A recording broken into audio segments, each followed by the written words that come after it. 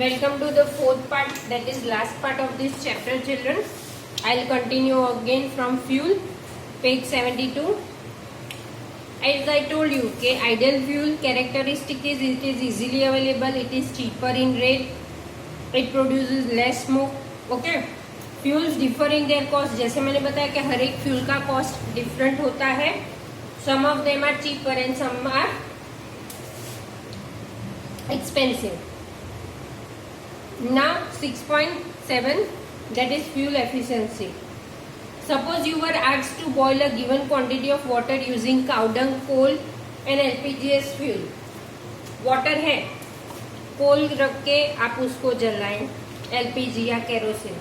हर एक की burning capacity different होगी. LPG में एकदम फटाक से हो जाएगा. Do these three fuel produce the same amount of heat? No. The amount of heat energy produced on complete combustion of 1 kg of fuel is called its calorific value. Now children, understand this calorific value properly, it is important.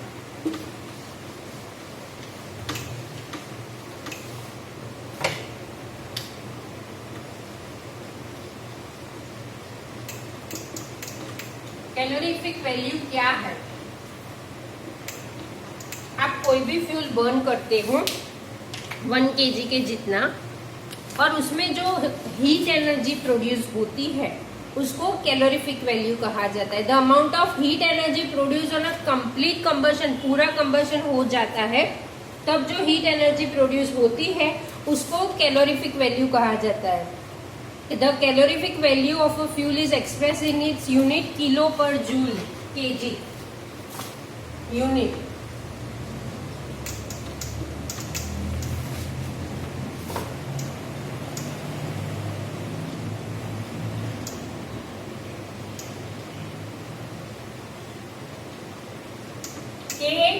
J is always written in capital, K is small.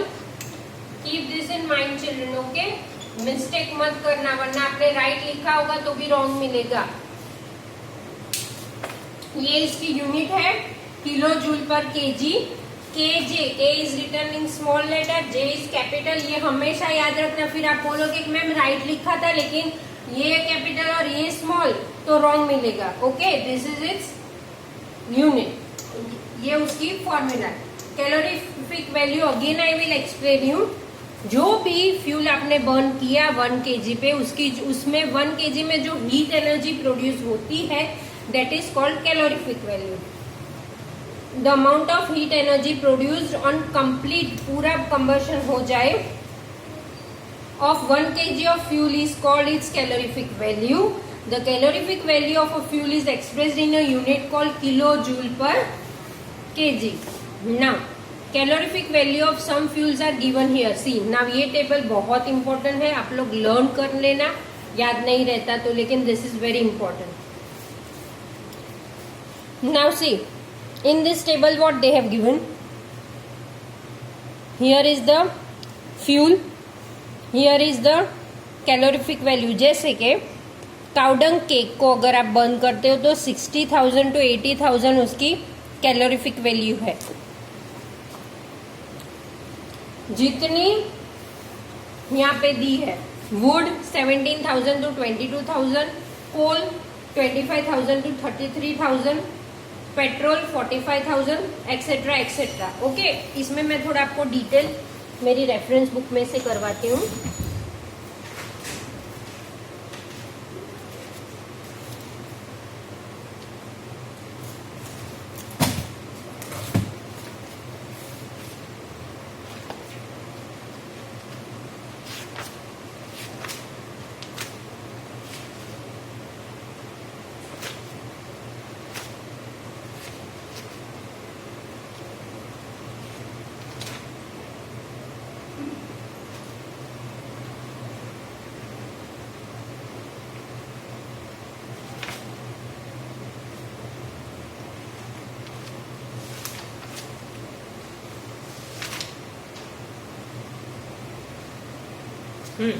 एक point इसमें है, the more is the calorific value of the fuel, more is the efficiency of fuel.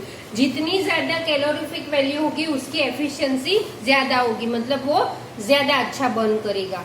The calorific value is expressed in kilo joule पर KG और kilo joule पर ग्राम। ये KG है, दूसरी information है किलो जूल पर ग्राम।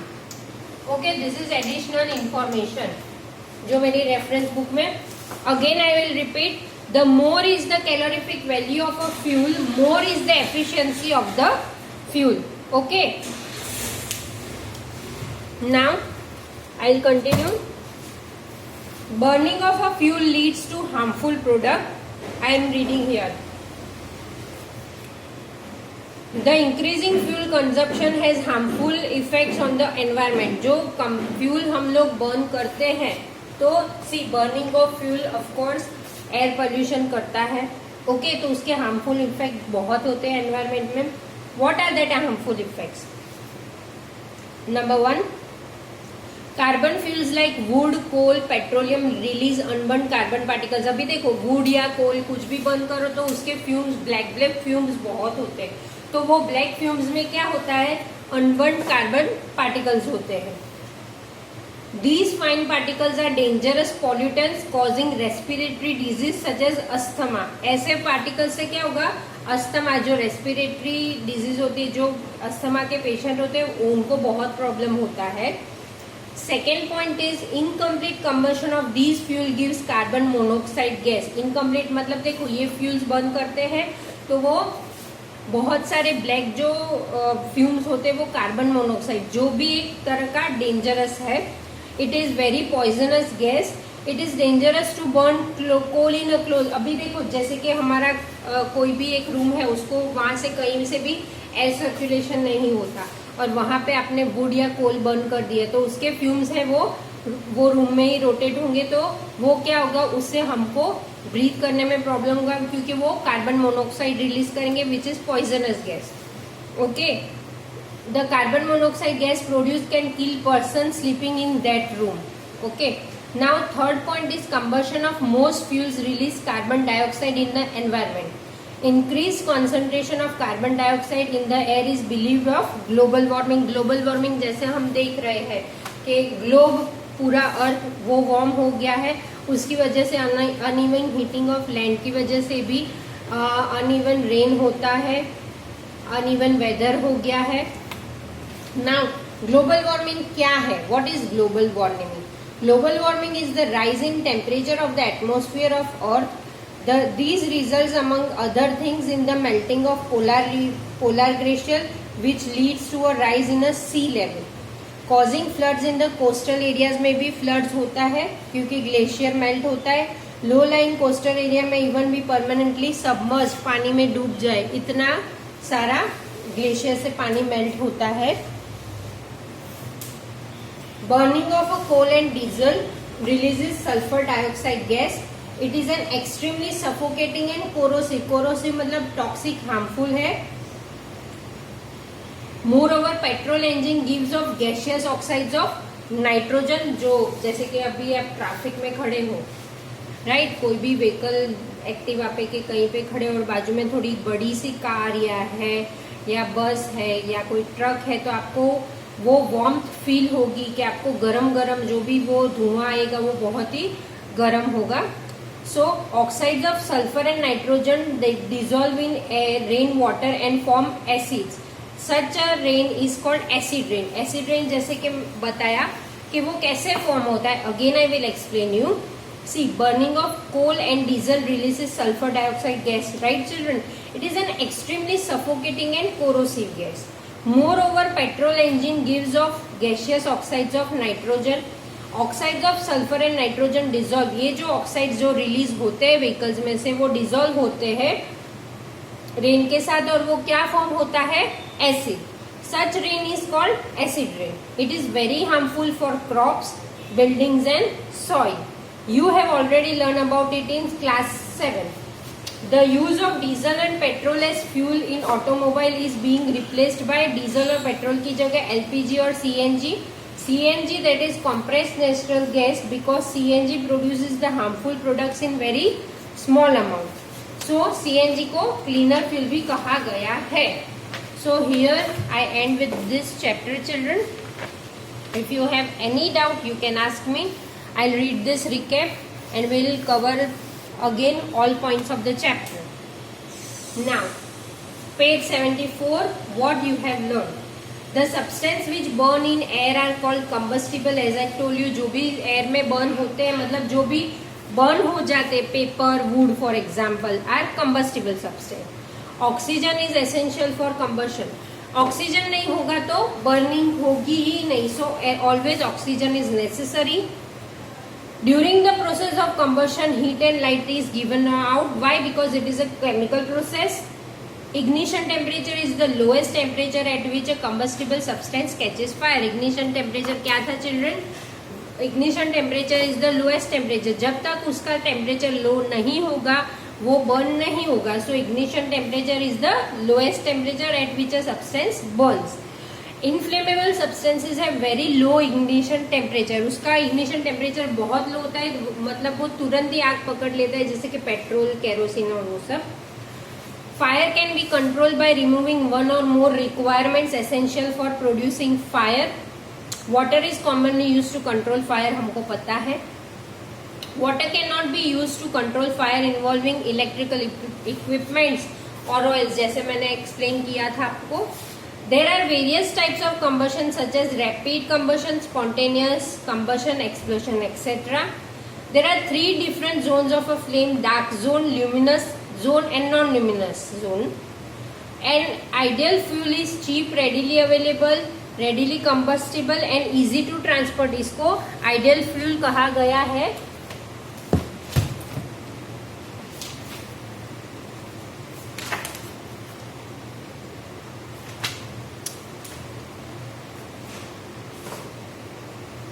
Fuels differ in their efficiency and cost. Burning process. Fuel's efficiency is expressed in terms of its calorific value, which is expressed in the unit kilojoule per kg. Unburned carbon particles in air are dangerous pollutant causing respiratory problems. Incomplete combustion of a fuel gives poisonous carbon monoxide gas. Oxides of sulfur and nitrogen produced by burning of coal, diesel and petrol cause acid rain, which is harmful for crops, building and soil. So children, जैसे मैंने आपको बताया था कि luminous zone क्या है, मैं आपको एक्सप्लेन करती हूँ. I have reference book. देखो, luminous zone, the zone giving some luminously to the flame and produce carbon dioxide, that is luminous zone. Non luminous में वो कम होता है. This zone is poorly visible and slightly blue होती है. जो visible है ल्यूमिनसिटी मतलब जो लाइट देती है, दैट इज आउटर जोन, और जो उससे कम विजिबल है that is non luminous zone. Okay children, so here I complete my chapter. Now I will give you some work.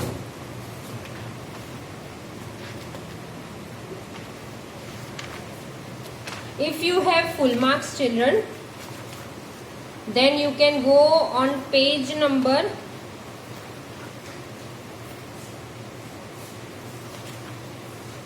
'll tell you.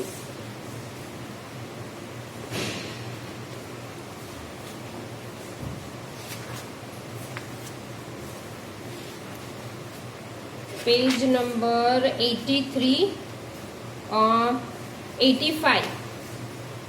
See, for next till next session, you better read this MCQ short answer.